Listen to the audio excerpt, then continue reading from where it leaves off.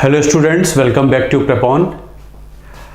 These days in the 50 series we are doing socio-religious reformers और certain movements और यहाँ से एग्ज़ाम में क्वेश्चन आते रहते हैं।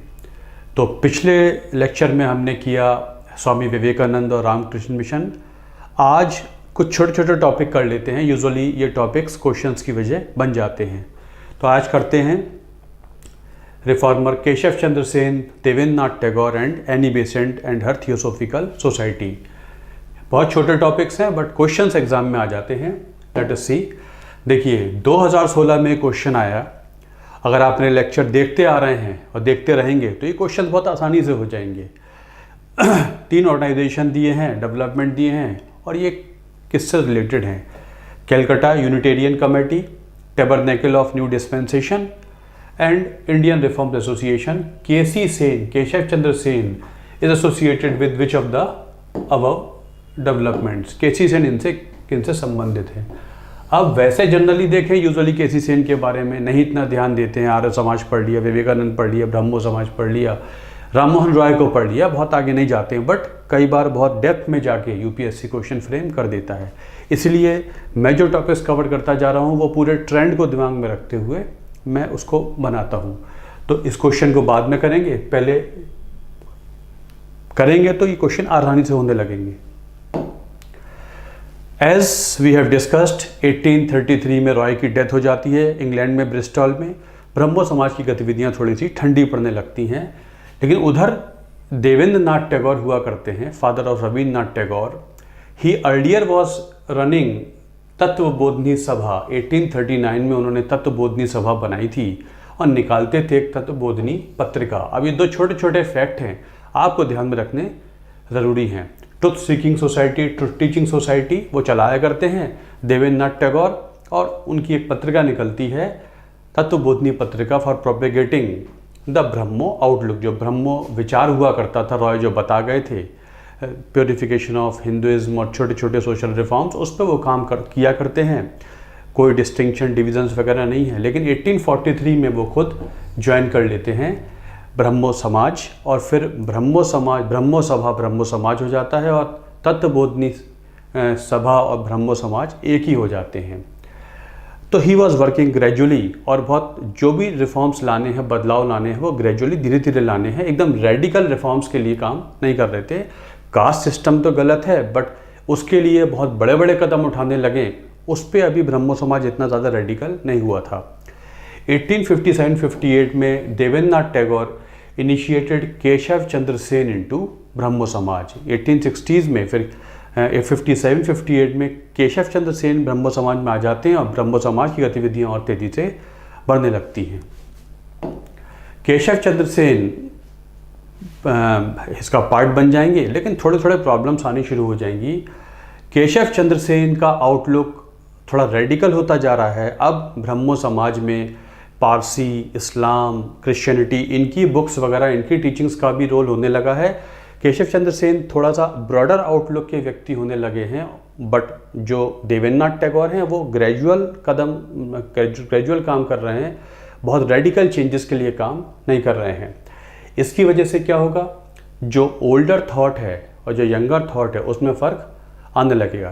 केशव चंद्र सेन इंटरकास्ट मैरिजेस की बात करने लगे हैं। All together straight away changes लाने शुरू हो गए हैं, लाने आने चाहिए। और धर्मों की किताबें, उनके टेनेट्स, ये सब ब्रह्मो समाज का पार्ट बनने लगे। इसको लेके थोड़ा सा प्रॉब्लम आने लगेगी और 1866 में पहला शिज्म माने डिवीज़न हो जाता है। ये फर्स्ट शिज्म, सेकंड शिज्म उसके संदर्भ में इस्तेमाल हो जाते हैं।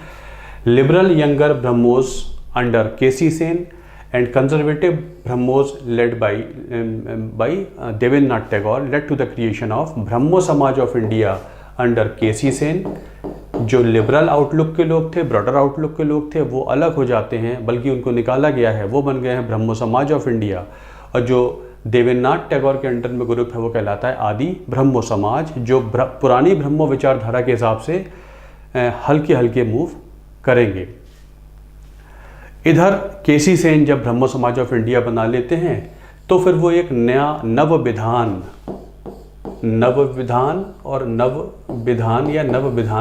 न्यू डिस्पेंसेशन शुरू कर देते हैं टैबरनेकल ऑफ न्यू डिस्पेंसेशन, उसको वो प्रोपोगेट करना शुरू कर देते हैं। मतलब place of worship, tabernacle place of worship of new dispensation, मतलब जो नॉन कॉन्फॉर्मिस्ट हैं, मतलब जो पुराने ब्रह्मो समाज को फॉलो नहीं कर रहे हैं, वो अब इस पे काम करेंगे।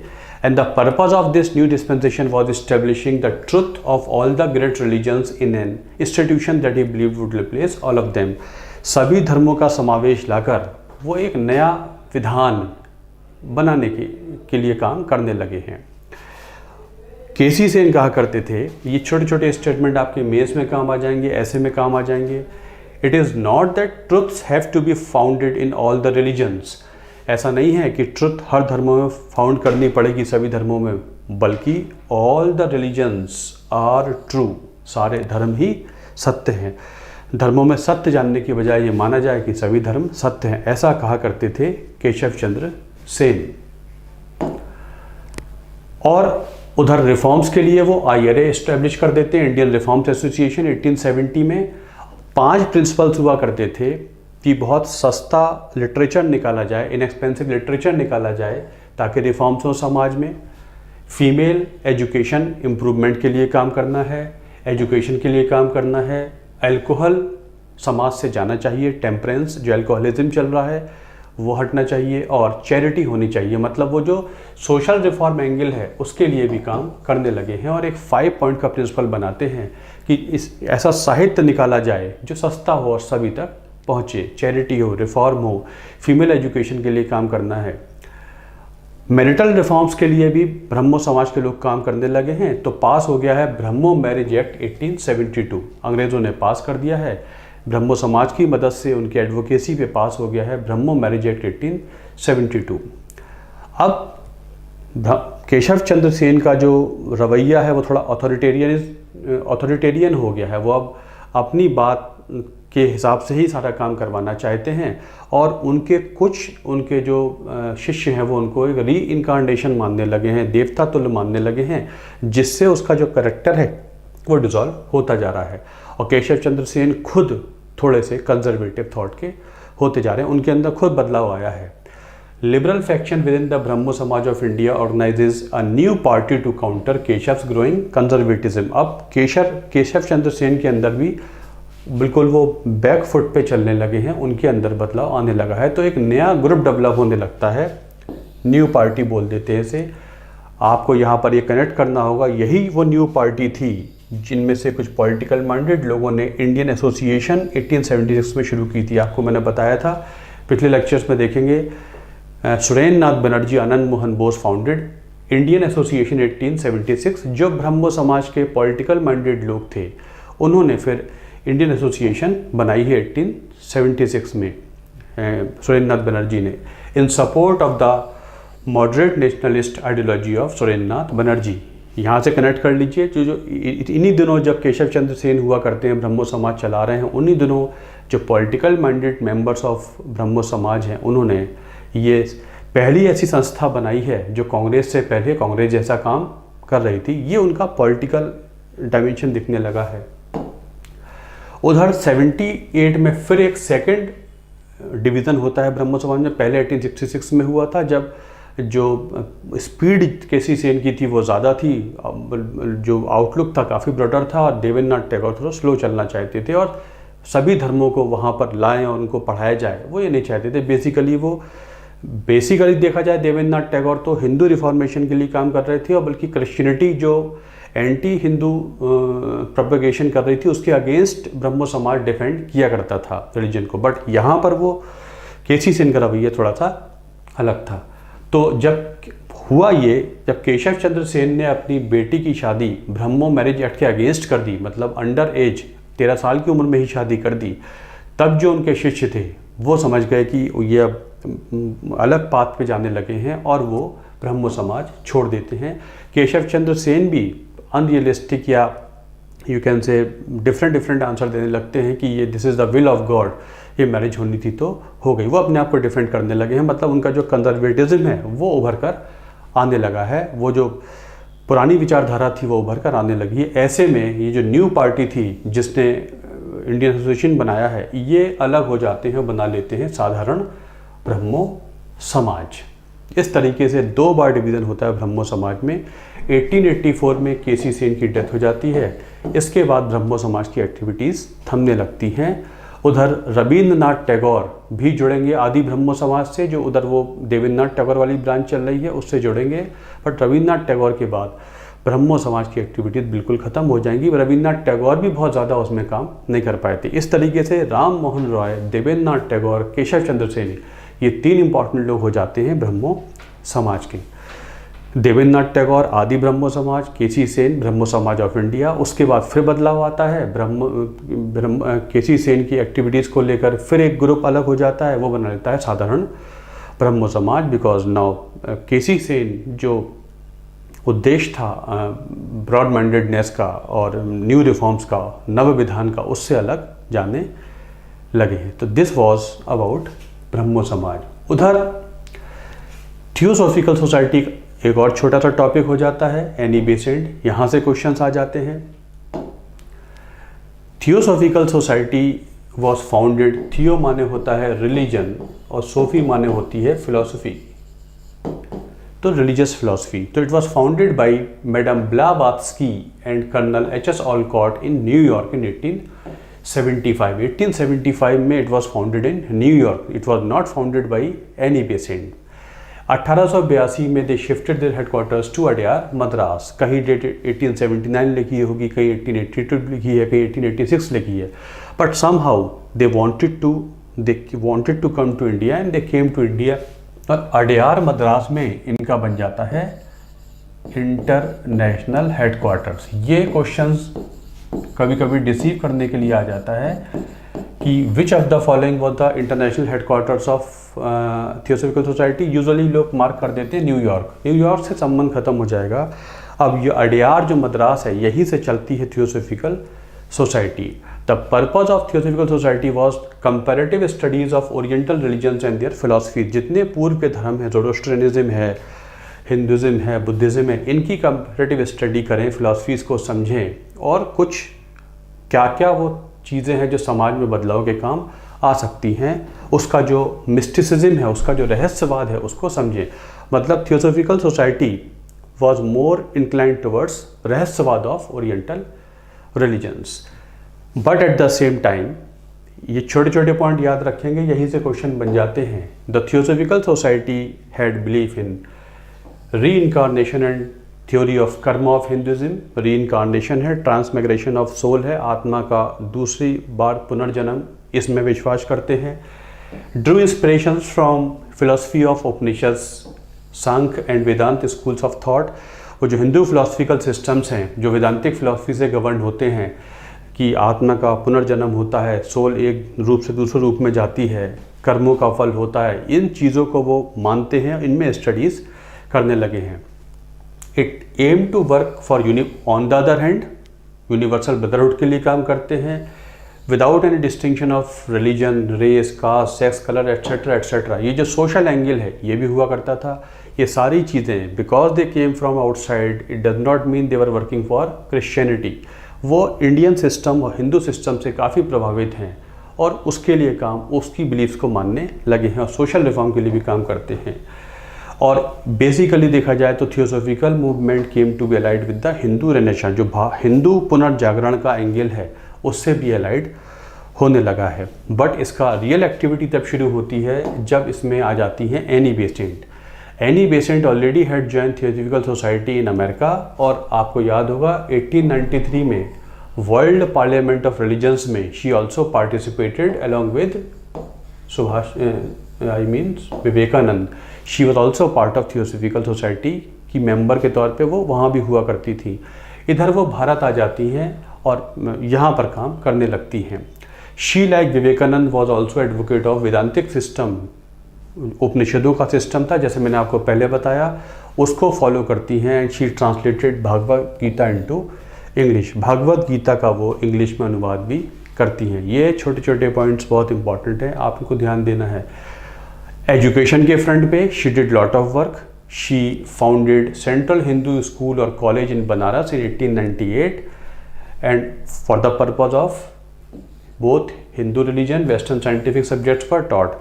जो Hindi Indian system of education है, धार्मिक शिक्षा पद्धति है और जो साइंटिफिक एजुकेशन है, दोनों का समावेश तो इसमें हुआ करता है। उस शिक्षा पद्धति के लिए मॉडर्न एजुकेशन, रिलीजियस एजुकेशन को एमलगेमेट करके उन्होंने इस उद्देश्य के साथ बनारस में सेंट्रल हिंदू स्कूल बनाया है।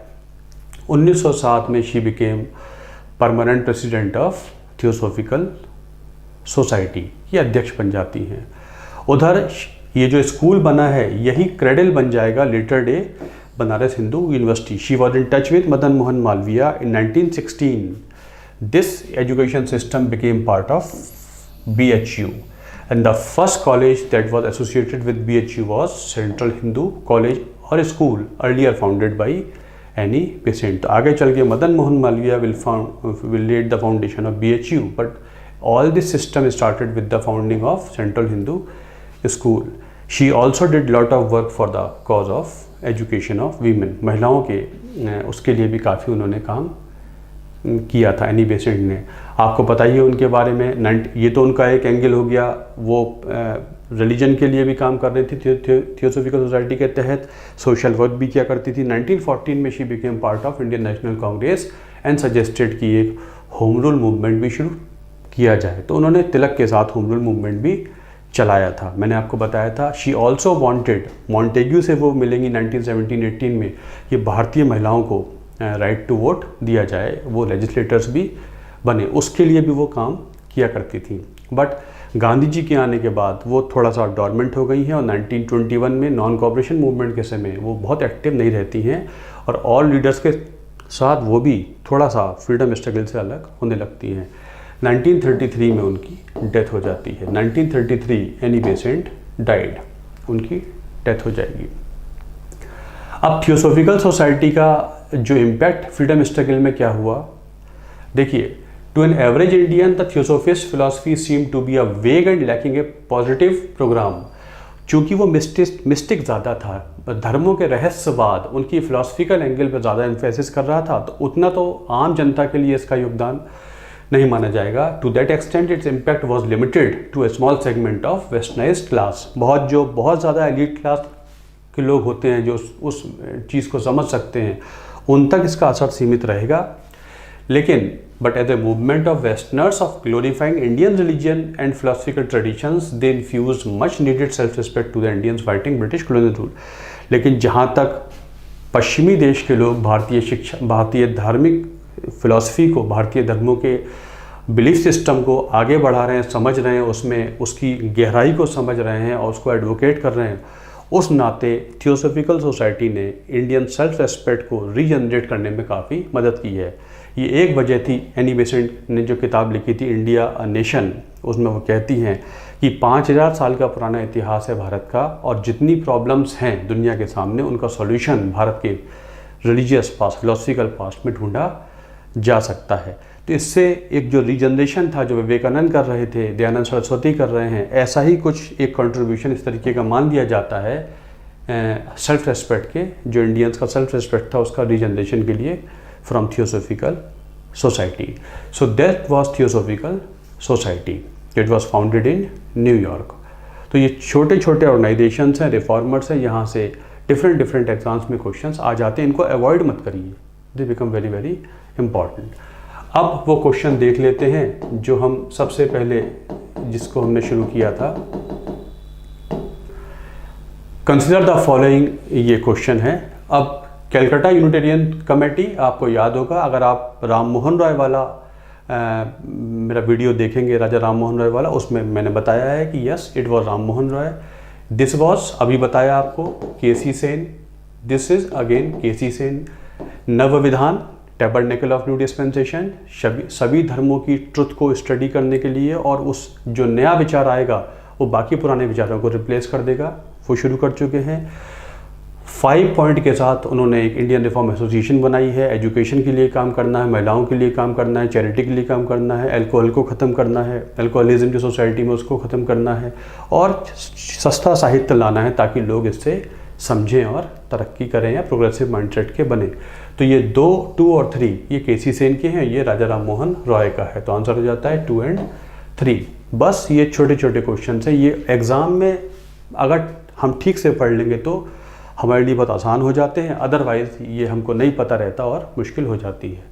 तो ऑल माई लेक्चर जो 50 सीरीज़ में है वो उन एग्ज़ाम्स को ध्यान में रखते हुए कंसीव किए गए हैं। चलिए, thanks a lot for watching this video. Thank you.